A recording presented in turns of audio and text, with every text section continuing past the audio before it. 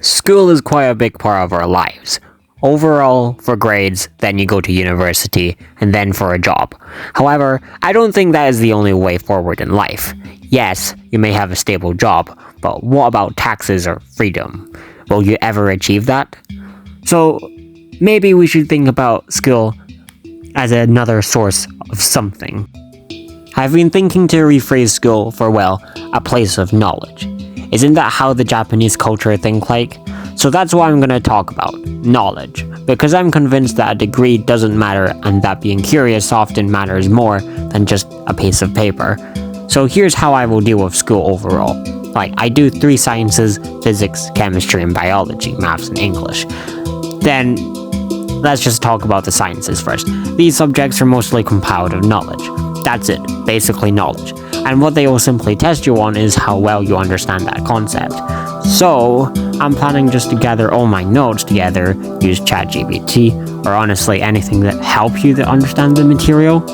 And then I'll just use past papers or whatever, even just for more knowledge and understanding, just for, well, branching out for more curious stuff that I don't really care about. And screw it if I get the answer wrong, as long as I understand it, it's all really good.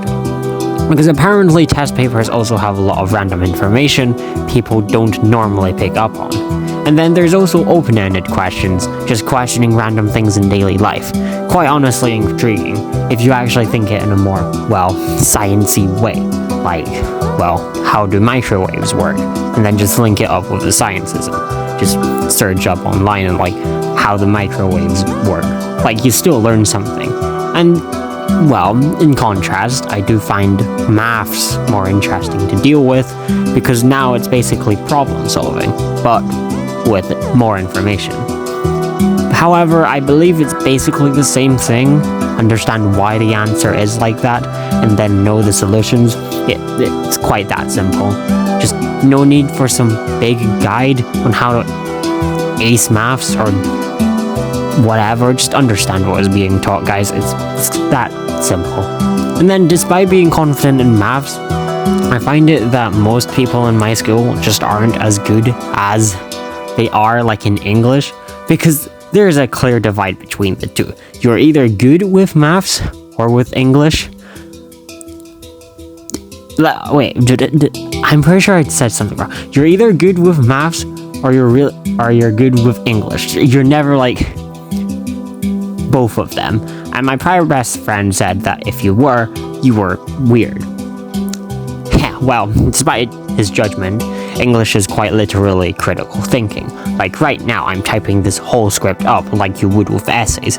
Personally, myself, I am pretty bad with essays, like really bad with essays. However, all I'm doing here is using an AI-generated essay. No, this is not AI-generated or any professional essay, and just typing/writing my own ideas whilst using that essay as a base, or well, as a template. I'm pretty sure that's the correct way to do with essays. I'm not so sure, but it's at least something, like a starter.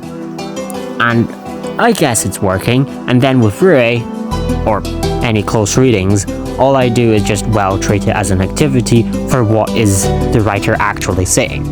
Just like a conversation, you would try and understand the person's tone, use of words, etc. Like, you do it all the time.